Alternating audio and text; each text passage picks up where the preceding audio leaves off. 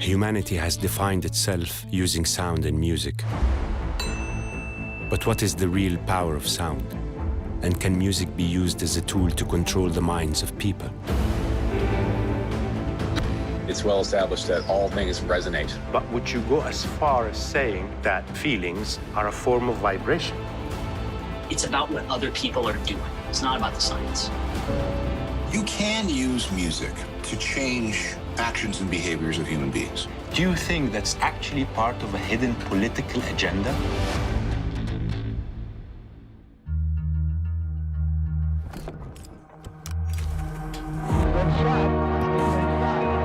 Has crashed into one of the towers.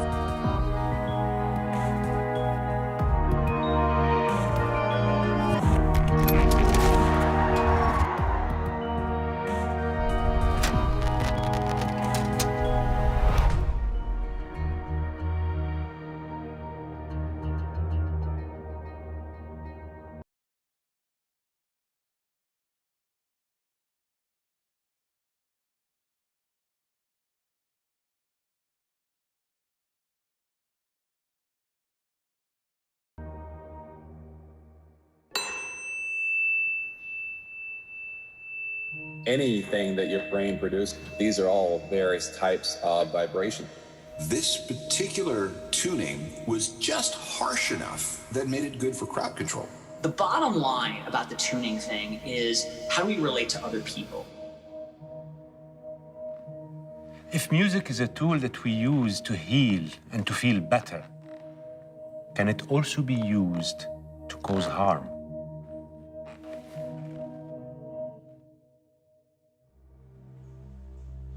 I have a deep connection with music. For me, music is divine, a form of energy that affects us even if we are unaware of it.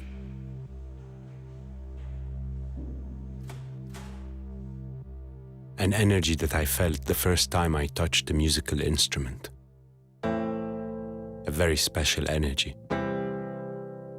I am convinced music has the power to heal, soothe, and bring joy, as well as do the opposite. I have always liked numbers and mathematics, and music is mathematics. Rhythm, chords, and tuning all have to do with numbers. And numbers in music have to do with vibration. Vibration is everywhere, in sound, image, movement, even in our cells. Our very own heartbeat is a vibration. This could be why music has a special effect on us. There is a theory about shared resonance which links between our consciousness and vibration. Tam Hunt, a scientist and specialist in the philosophy of mind, is behind this theory. He also wrote the book Eco, Ego, Eros. I want to ask you about a paper that you wrote and about the relationship between consciousness and vibration. In today's conventional physics, it's well established that all things resonate at some frequency, and that means everything is vibrating. There's always some movement, some vibration, some resonance. When certain things come into proximity to each other, they start to, in many cases, resonate at the same frequency. That allows for a combination of those items into a larger resonant whole. When you have these tiny things resonating together, their little bit of consciousness in that piece of matter combines, then it goes up a hierarchical scale of complexity from the very simplest things to complex things like humans. So the way I vibrate can have an effect on or influence people that are around me?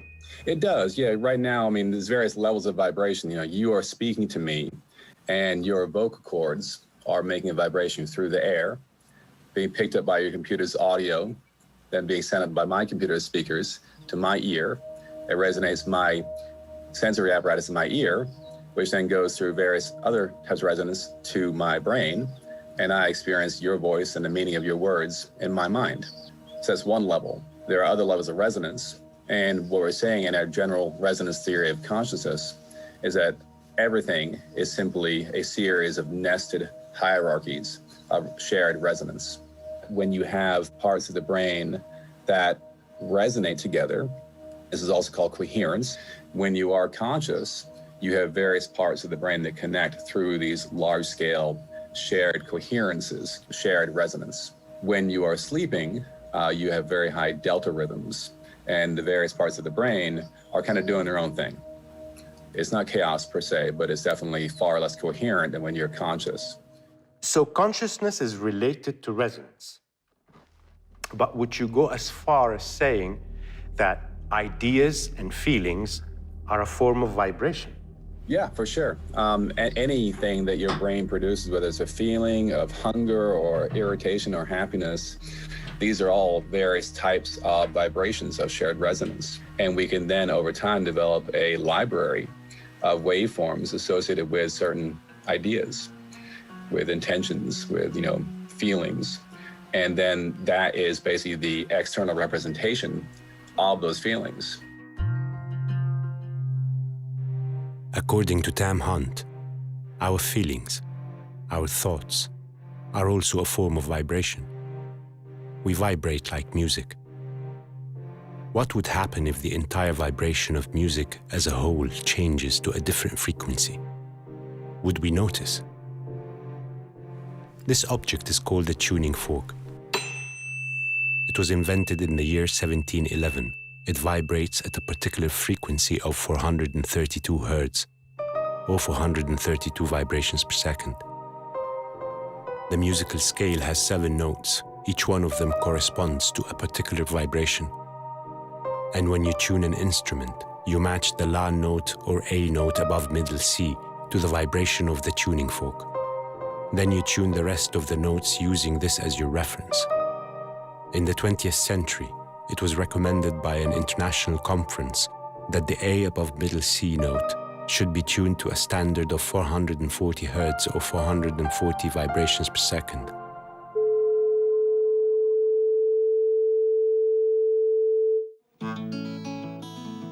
Before the standardization, many people tuned their instruments to the frequency of 432 Hertz. And some people claim that tuning your instrument to this frequency produces a sound that feels more natural, and that the standardization to 440 Hertz was not an innocent decision. Alan Cross is a music composer and radio broadcaster. He could explain more about this.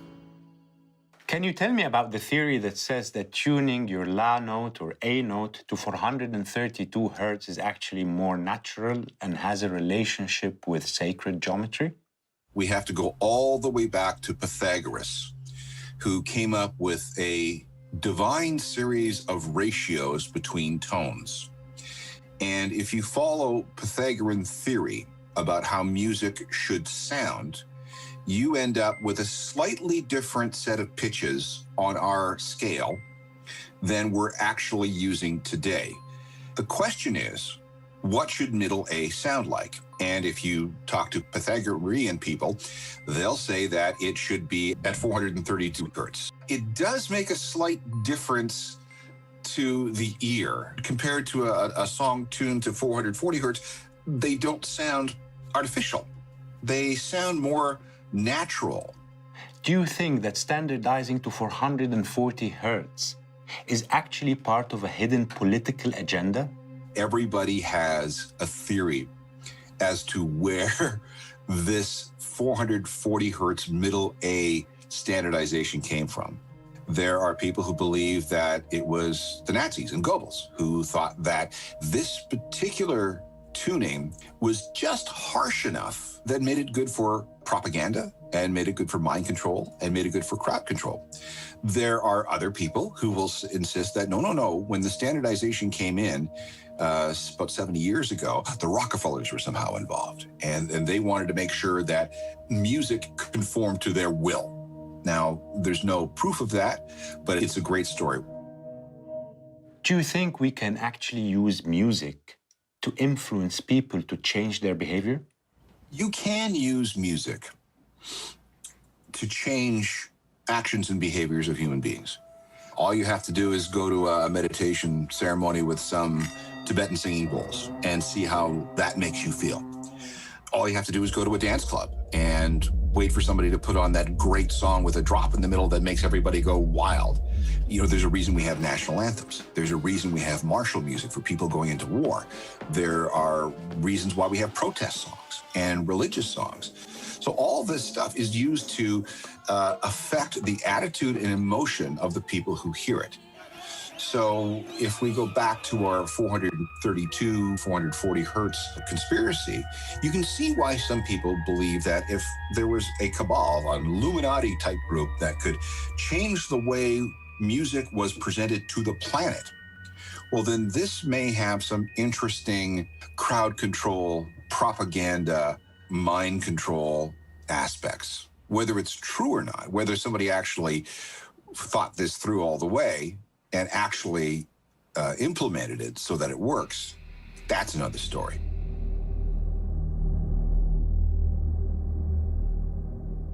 Don't you think that in the middle of all these loosely connected ideas and information, it is possible that you may get lost? This is exactly why I ask questions, to be able to discriminate between reality and randomly and loosely connected ideas.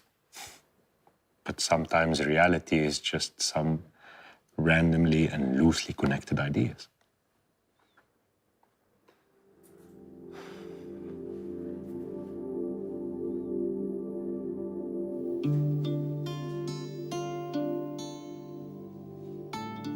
Music is part of every single culture that I know.